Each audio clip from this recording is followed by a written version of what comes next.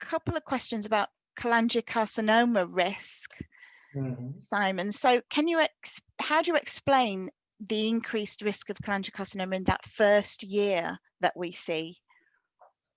I personally, all these things are interpretation, but my own view is that it's more to do with the mode of presentation. What I mean by that is, there will be no doubt, this is true of all liver diseases. There are people at home living with a liver disease that have no idea they have a liver disease.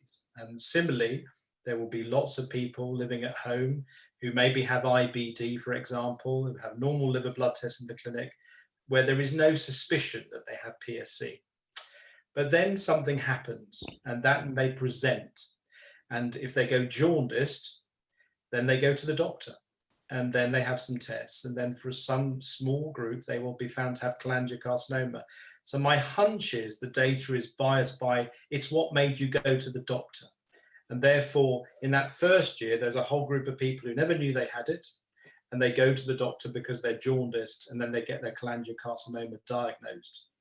After the group that have been diagnosed based on their liver tests, and they didn't have cholangio, then they have that low risk.